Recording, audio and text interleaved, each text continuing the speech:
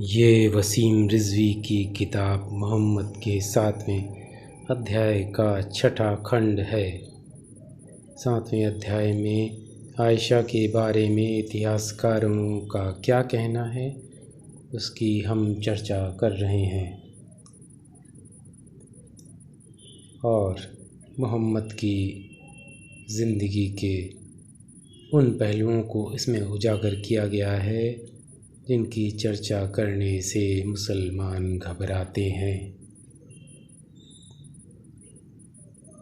वसीम रिजवी साहब ने मोहम्मद साहब की हवस का हवाला कई उद्धरणों और रेफरेंसों के माध्यम से दिया है, जिसमें उन्होंने बताया है कि किस तरह से उन्होंने अपनी मौसी, अपनी चचेरी बहन और अपनी बहू को भी नहीं छोड़ा था।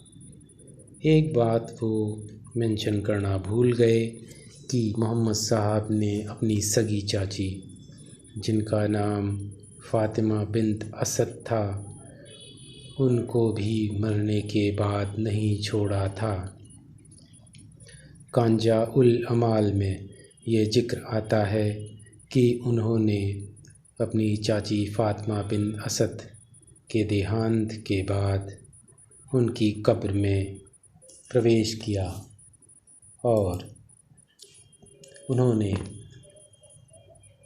ये नरेट किया है इब्न अब्बास ने, जिसका विवरण कंजा उल अमाल में मिलता है। मोहम्मद साहब अपनी चाची की कब्र के अंदर घुस गए उस वक्त जब चाची की मौत हुई थी, तो उनकी उम्र लगभग 70 साल थी। उन्होंने अपनी कमीज़ को उतार दिया और उसके बाद उन्होंने अपनी कमीज़ को फ़ातिमा बिन्त असद को उस कमीज़ से लपेट दिया और वो उनके साथ ही सो गए उनकी कब्र में, जिससे कि उनके ऊपर जो कब्र का अज़ाब है उसका दबाव कम हो, क्योंकि ये कहा गया है कि वो अल्लाह की एक बेहतरीन क्रिएशन थी, इसलिए और अबू तालिब के बाद वो मोहम्मद को सबसे ज़्यादा प्यारी थी, इसलिए उन्होंने अपना कपड़ा उतार करके उसको कब्र के अंदर पहना दिया और उसके साथ सो गए। ये एक अजीब व गरीब हरकत है जो मोहम्मद साहब ने अपनी सगी चाची के साथ की। हमारे लेखक वसीम रिजवी बताते हैं कि उन्होंने अपनी सगी मौसी के साथ भी कुकर्म किया था। मोहम्मद साहब की हवस की शिकार होने वाली पहली औरत का नाम खौला बिन्त हाकिम अल सलमिया था और उसके पति का नाम उस्मान बिन माजूम था। खौला मोहम्मद की माँ की बहन यानी उसकी सगी मौसी थी। इनको मोहम्मद साहब ने अपना सहाबी बना दिया था, यानी इस्लाम कबूल करने वाली औरतों में उनका नाम ऊपर था। मदीना की हिजरत में मोहम्मद आयशा के साथ खौला बिन्त हाकिम को भी ले गए थे। यह घटना उसी समय की है। इस औरत ने अय्याशी के लिए खुद को मोहम्मद के हवाले कर दिया था। यह बात मुस्नद अहमद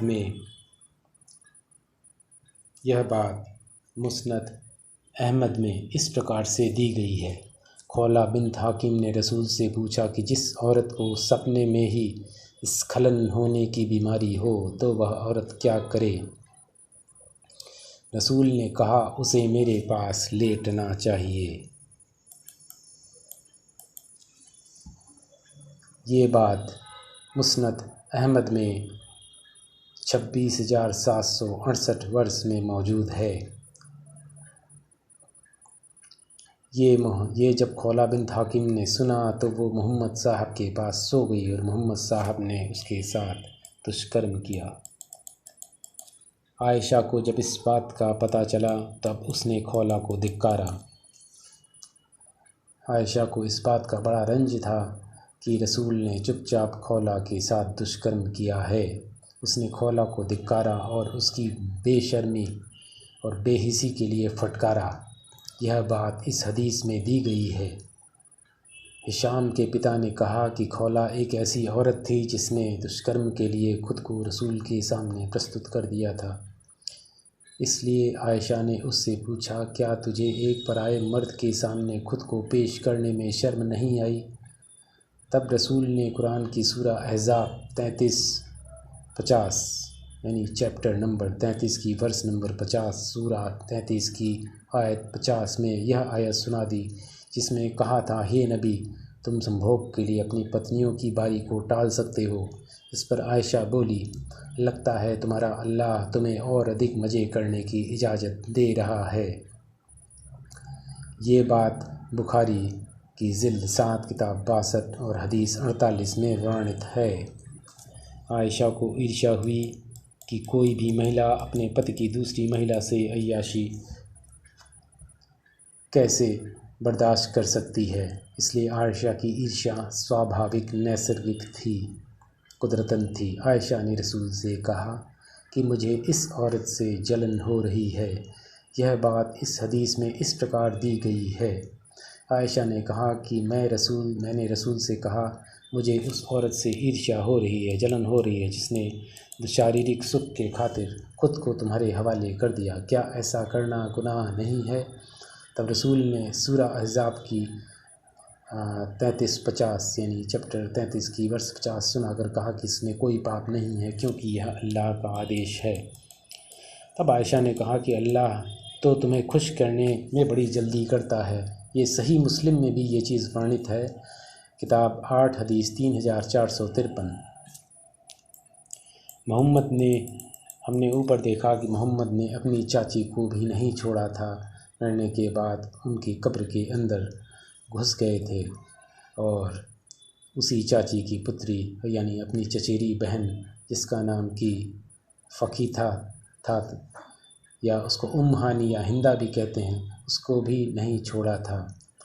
मोहम्मद साहब अपनी किशोरावस्था में ही हानी को बहुत प्रेम करते थे, लेकिन अबू तालिब से जब उन्होंने उसका हाथ मांगा तो अबू तालिब ने उनको झटक दिया था।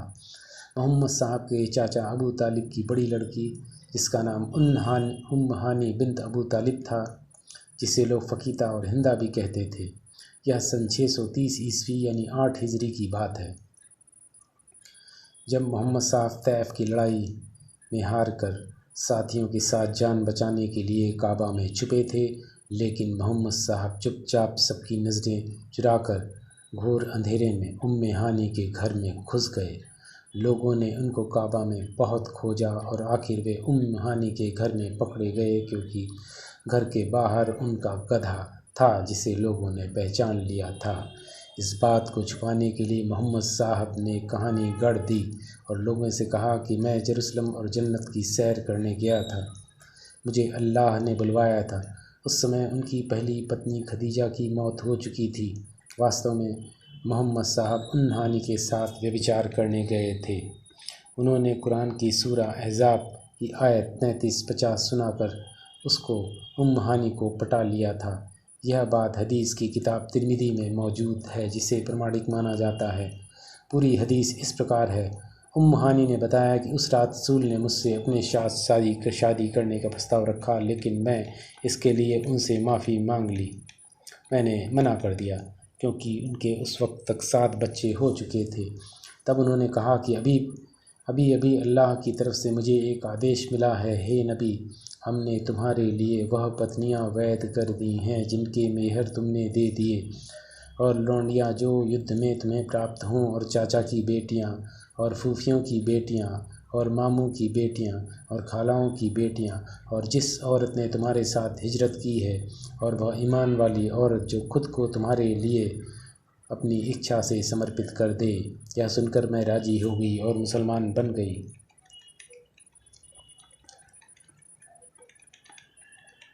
इस तिरमिज़ी की जिल्द नंबर 1 किताब नंबर 44 हदीस नंबर 3214 पेज नंबर 522 में ये वर्णित है। इसके बाद मोहम्मद साहब ने पुत्र वधू से भी सहवास किया। मोहम्मद साहब के समय अरब में दास प्रथा प्रचलित थी। लोग युद्ध में पुरुषों, औरतों और बच्चों को पकड़ लेते थे और उनको बेच देते थे। ऐसा ही एक लड़का मोहम्मद साहब ने ख़रीदा था जिसका नाम जैद बिन हारिथ था,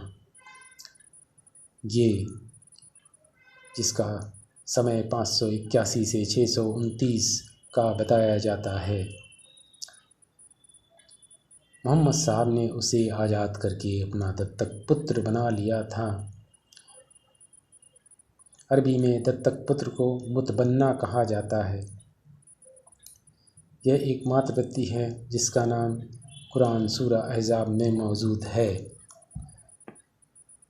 यानी कुरान के चैप्टर 33 के वर्ष नंबर 37 में, यानी सूरा 33 की आयत 37 में। क्योंकि जैद ही अकेला ऐसा व्यक्ति है जिसका नाम कुरान में मौजूद है मोहम्मद और बाकी पैगम्बरों के अलावा, इसलिए लोग जैद को जैद मौला या जैद बिन मोहम्मद भी बाद में कहने लगे थे। यह बात इस हदीस से साबित होती है। ये तिर्मिज़ी की जिल्द नंबर 1 किताब नंबर 46 और हदीस नंबर 3814 में वर्णित है। कुछ समय के बाद जैद की शादी हो गई और जैद की शादी मोहम्मद ने अपने फुफेरी बहन जिसका नाम ज़ैनब बिन्त जहश था उसके साथ किया गया। ज़ैनब बिन जहश बेहद खूबसूरत और गोरी थी, उसके होंठ बड़े रसीले थे, इसलिए मोहम्मद साहब की एक बार नज़र ख़राब हो गई जब वो ज़ैद से मिलने गए थे और ज़ैनब अकेली थी और उसको उन्होंने हल्के कपड़ों में देखा था।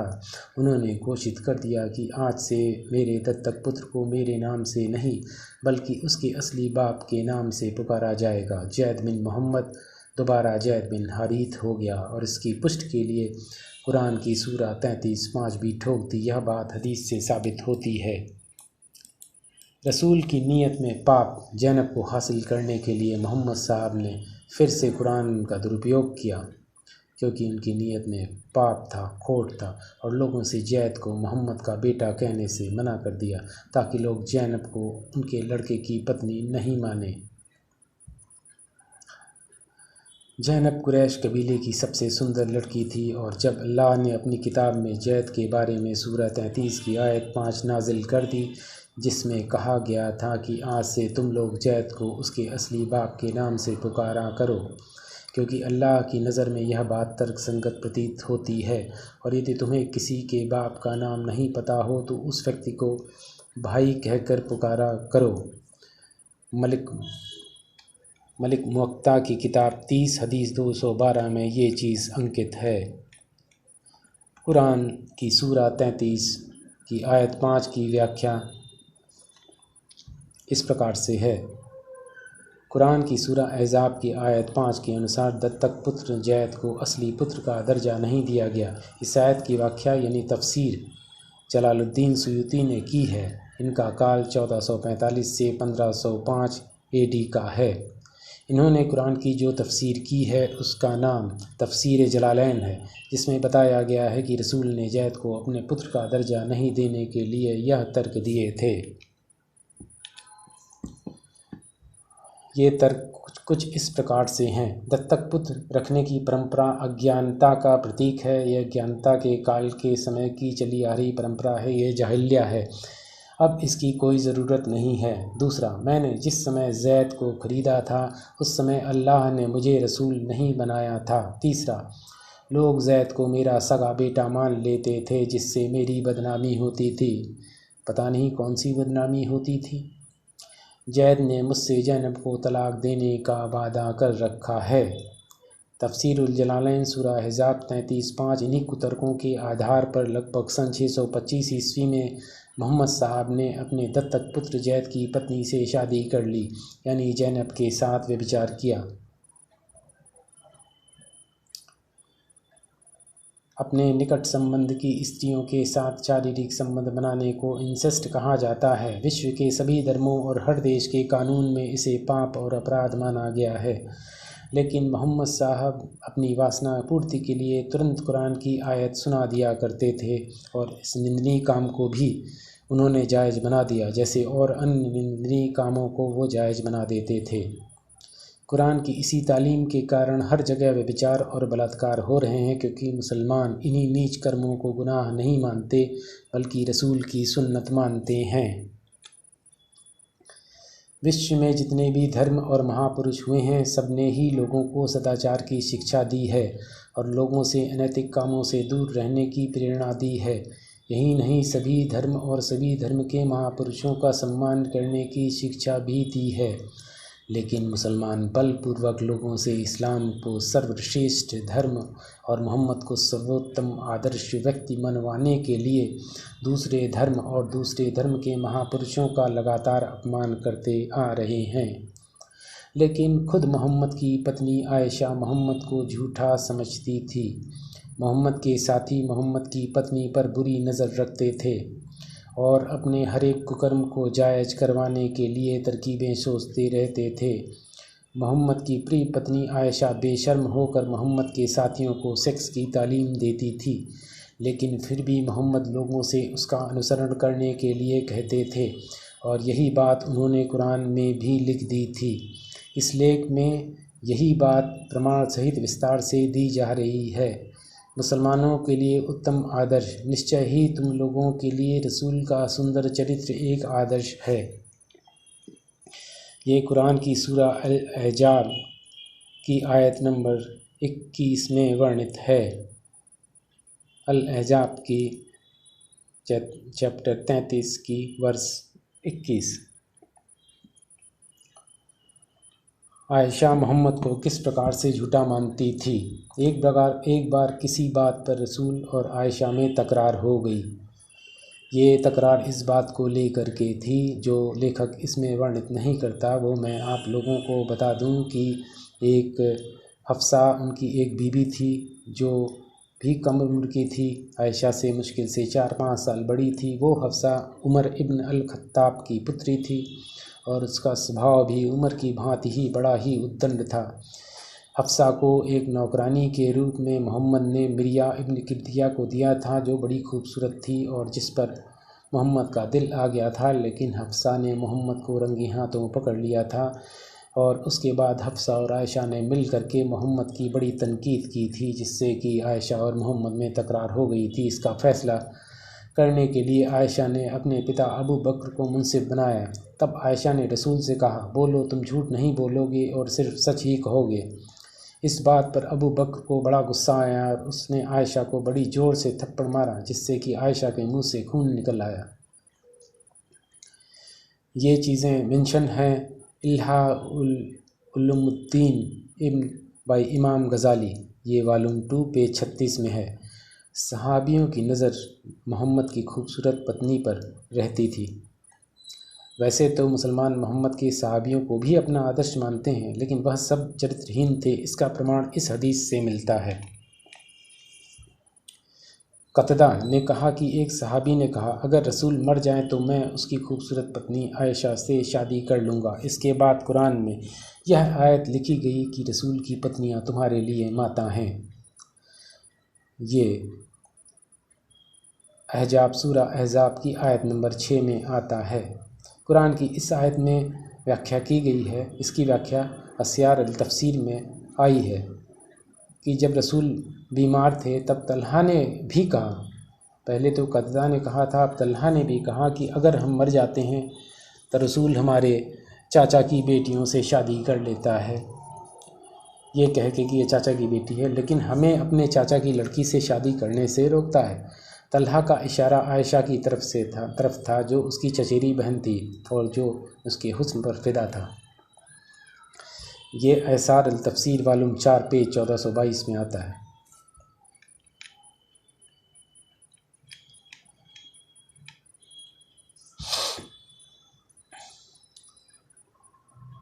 उमर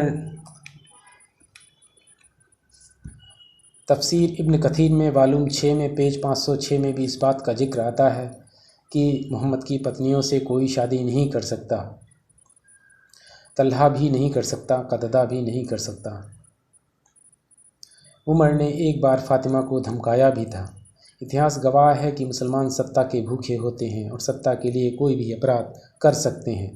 इसी तरह जब मोहम्मद के दामाद अली ने उमर को खलीफा मानने से इनकार कर दिया तो उमर फ़ातिमा जो कि मोहम्मद की पुत्री थी उसको धमकाने लगा। उमर अली के घर गया। वहाँ पर तलहा, जुबैर और मुहाजिरों का पूरा गिरोह मौजूद था। ये मोहम्मद की मौत के तुरंत बाद की बात है। उमर ने धमकी देकर कहा, अल्लाह की कसम, अगर तुम लोग मेरे साथ वफ़ादारी का वचन नहीं करोगे, यानी बैत नहीं करोगे, तो मैं तुम्हारे पूरे घर वालों को जिंदा जलवा दूंगा। यह सुनकर जुबैर तलवार लेकर बाहर निकला, लेकिन गिर गया और तलवार भी हाथ से छूट गई। बाद में उमर के लोग उसे कैद करके ले गए। ये तारीख़ तबरी में वॉल्यूम 2 पेज 233 में वर्णित है। अब आपको ये हम बताएंगे कि मोहम्मद के साथी कितने चालाक और दुराचारी थे और किस तरह से हर एक कुकर्म को जायज़ और वैध बना देते थे। अगर यही काम कोई दूसरे धर्म के व्यक्ति के द्वारा किया जाता तो मुसलमान उस पर धिक्कारों की बरसात कर देते, लेकिन इस्लाम में हर एक ऐसा कुकर्म हलाल है। इसे पढ़कर मुसलमानों को शर्म से डूब कर मर जाना चाहिए। इसके कुछ नमूने देखिए। पत्नी से गुदा मैथुन यानी सोडोमी करना हलाल है। गुदा यानी टट्टे में। हसन बिन सुफियान ने अपनी मसनद तबरानी अल अस्वात के अंदर हकीम और नईम अल अस्तखरज में इसके बारे में हदीसों की एक श्रृंखला पेश की है, जिसमें इब्ने उमर ने कहा है कि रसूल ने इस आयत में औरत के साथ उसकी गुदा में संभोग करने की इजाज़त दे दी है और गुदा मैथुन को हलाल बताया है। इसका जिक्र तफसीर दुर्रे मंसूर वॉल्यूम 1 पेज 638 में होता है। वैश्यावृत्ति भी हलाल है इस्लाम में। अब हम देखेंगे ये कहाँ पर है। दुर्रुल मुख्तार में लिखा है कि यदि कोई व्यक्ति सूचित करता है कि मैं पैसे देकर किसी औरत के साथ संभोग करता हूँ, तो इस्लामी कानून के अनुसार उसका यह काम दंडनीय नहीं हो सकता। ये दुर्रुल मुख्तार वॉल्यूम 2 पेज 474 में वर्णित है। माँ के साथ संभोग जायज़ है। फतवा गाजी खान ने उन बातों के बारे में कहा गया है कि जो हराम है और जिन बातों के लिए इस्लामी कानून में किसी भी सज़ा का प्रावधान नहीं है या बड़ी सज़ा का प्रावधान नहीं है, वह इस प्रकार है। अपनी पत्नी की बहन से शादी करना, अपनी माँ से शादी करना या ऐसी औरत से शादी करना जो पहले से ही विवाहिता हो, यह सब इस्लाम के अनुसार हलाल है। फतवा काजी खान वॉल्यूम 4 पेज 820। इस्लाम की शिक्षा के कारण आज मुसलमान राक्षस बन गए हैं। यहाँ तक उनकी औरतें भी या तो आतंकवादी बन जाती हैं या फिर लड़कियों से वैश्यावृत्ति कराती हैं। एक तरफ मोहम्मद लोगों को जिहाद के लिए उकसाते रहते थे, तो दूसरी तरफ उनकी पत्नी आयशा मोहम्मद के साथियों को सेक्स के तरीके सिखाती रहती थी, जिसमें मोहम्मद भी साथ देते थे। आप इन हदीसों को ध्यान से पढ़िए।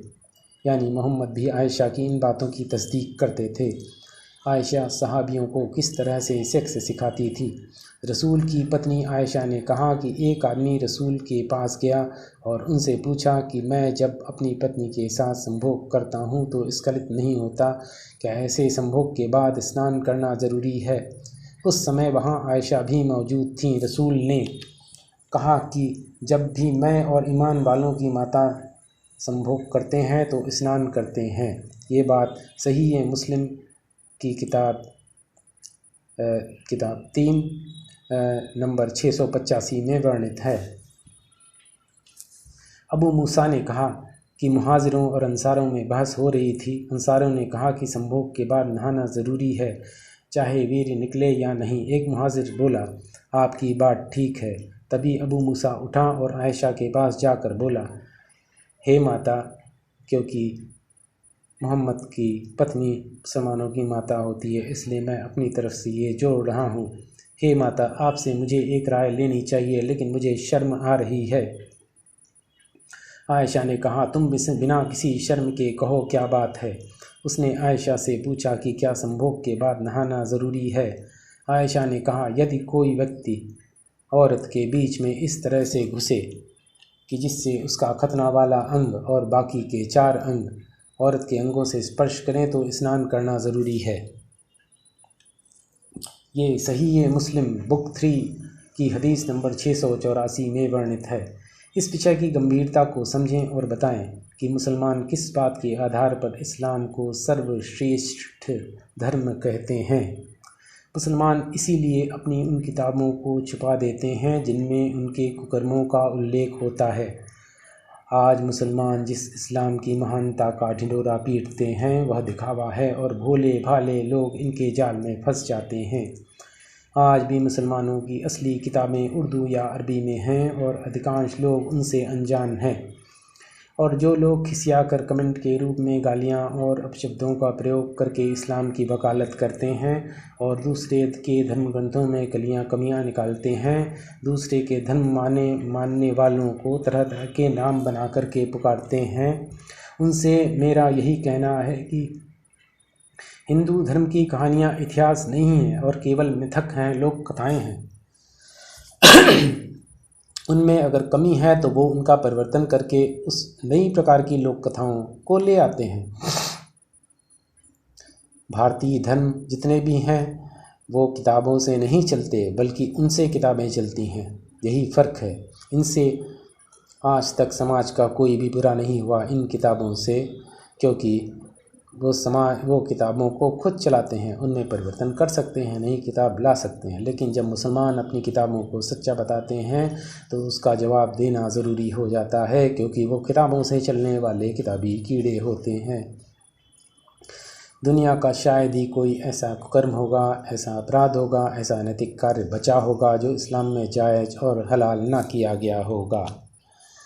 दुष्कर्म करना और करवाना यही इस्लाम है। मुसलमान जितना बड़ा होगा उतना ही दुष्चरित्र होगा।